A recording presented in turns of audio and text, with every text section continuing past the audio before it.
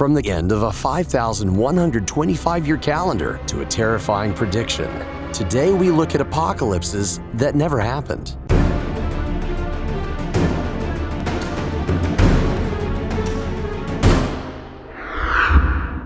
Number 10. Weatherman Panic. In December of 1919, a self-professed weatherman forecasted in the Oakland Tribune a storm so catastrophic it would cause the end of the world. The man in question, Albert Porta, was actually educated as an engineer and mathematician, specializing in architecture. But after taking an interest in the observatory on the Santa Clara College where he worked, he went on to confidently declare himself learned in astronomy and meteorology, haphazardly starting his own Institute of Planetary Sciences. After writing columns for the Oakland Tribune for some time, he made his bold prophecy based on flawed calculations, using nothing but the predicted movement of the planets to make his forecast. The public unfortunately bought into it, and panic let loose. Workers ceased working, people settled in to watch the world end, and some even met fatal ends amid the chaos. But December 17th came and went that year, and Porta's reputation was forever squandered after. Number 9.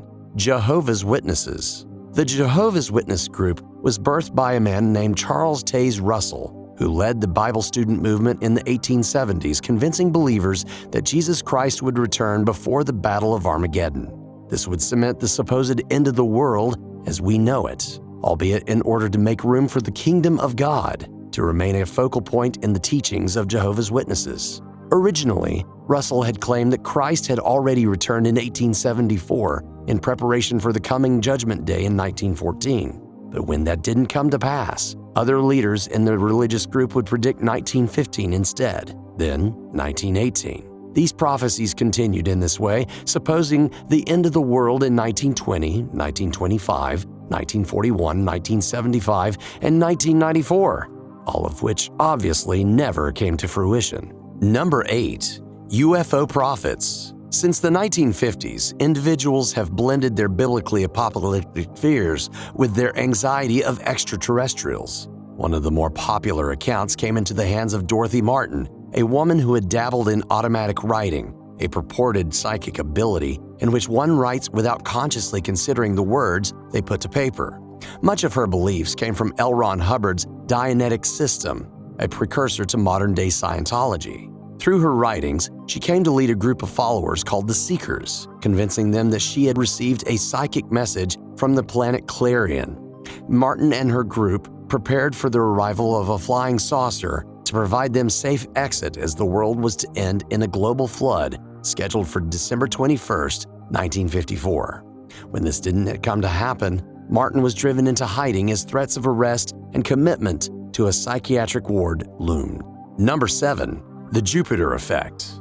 One of the best-selling books of 1974 was The Jupiter Effect, written by John Gribben and Stephen Plageman, in which they outlined a number of upcoming catastrophes set to happen in conjunction with a major planetary alignment. This alignment, involving all the planets of our solar system uniting on the same side of the Sun, all within a 95-degree arc. This event had long been tracked by astronomers who knew that the tidal forces of the other planets would have little to no effect to the climate of Earth's surface. But Gribben and Plageman ignored this fact, instead focusing on the potential effects of solar wind during this time. They claimed the resulting effects of Earth's atmospheric conditions would mess with the speed of its rotation and trigger a number of natural disasters, including a massive earthquake along the San Andreas Fault. When these catastrophes failed to happen on March 10, 1982, the authors published The Jupiter Effect Reconsidered just a month later. In it, they hypothesized that the Jupiter effect had actually taken place in 1980, retroactively blaming it for the eruption of Mount St. Helens. Gribben would later go on to confess he didn't like his Jupiter theory, stating, "I'm sorry I ever had anything to do with it." Number 6. King of Terror. The 16th century French astrologer Nostradamus gained lasting fame through the numerous predictions he made in his 1555 work, Les Prophéties. These writings originally drew great criticism, especially from fellow astrologers. But as time passed and his vague predictions aligned with coincidental occurrences, many within society began to believe in Nostradamus and his prophecies. Major historical issues have been attributed by supporters as being predicted by the astrologer, including the French Revolution, the rise of Napoleon, the Great Fire of London, the Apollo moon landings, and even the passing of Princess Diana. So when 1999 approached, many believed the end was near thanks to one of the seer's claims. Nostradamus had stated a king of terror would come from the sky in 1999 in 7 months, which led to the common interpretation that the world would end in July of that year. Number 5. Y2K.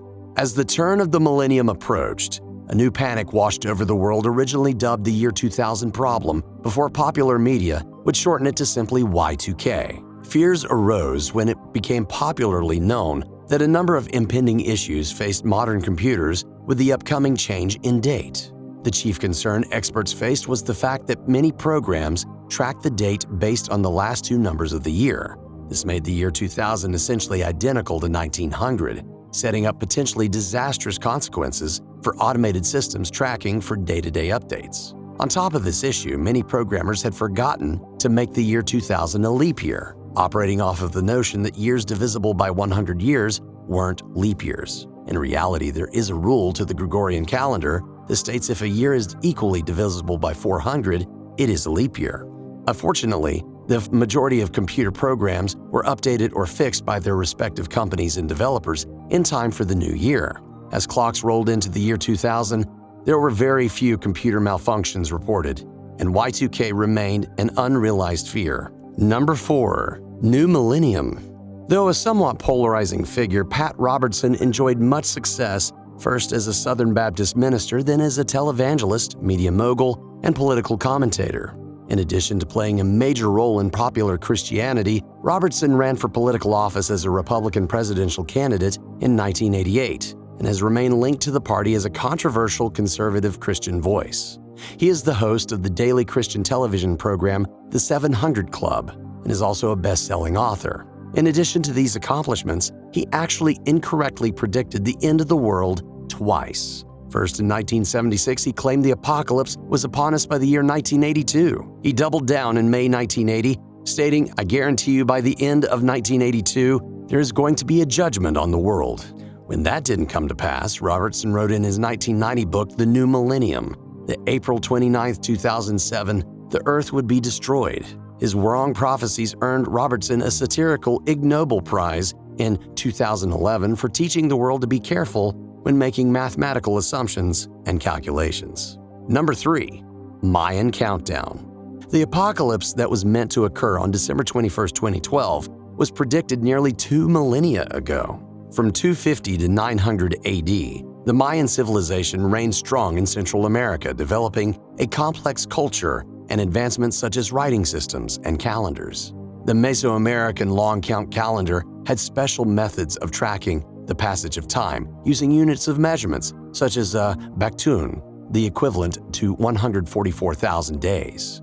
More importantly, though, this ancient calendar had a very clear beginning and end, coinciding with the apparent beginning and end of the world. According to multiple creation myths from Mayan culture, deities created multiple worlds, and the one currently inhabited was the 4th of its kind. The last world allegedly ended after 13 Baktuns, or about 5,125 years, at the same time that this world began. This cycle was recorded in the calendar, with this world apparently initiating in 3114 BC and set to end in December 2012. Armageddon was to wipe out everything to allow the cycle to complete, but that evidently never happened. Number 2. Mystics' Storm. One of the most legendary figures in Russian history is the mysterious Grigory Rasputin. Born a peasant in 19th century Russian Empire, Rasputin would climb up the ranks of society through his religious education and travels. He first traveled to St. Petersburg after his religious pilgrimage in 1903, and within 2 years, he had already befriended the Tsar of Russia. By the end of 1906, he had been appointed as a healer for the Tsar's son Alexei, and it was this close proximity to the royal family that allowed him to spread his influence. In addition to boasting healing knowledge helpful to the hemophiliac child, Rasputin was believed by many to be a visionary, prophet, and all-around mystic capable of great ominous deeds. He made a number of predictions during his time in service to the Russian throne. This includes his prophecy that he should meet his end at the hands of government officials. The imperial family would be next to meet their demise from the citizens of Russia. This prediction came true, unfortunately for them, but his other great forecast luckily didn't pan out. Rasputin had claimed at one point in 1916 that a storm would occur in the year 2013 and a great fire would eliminate most life on Earth before the return of Jesus Christ. Number 1. Psychic prediction.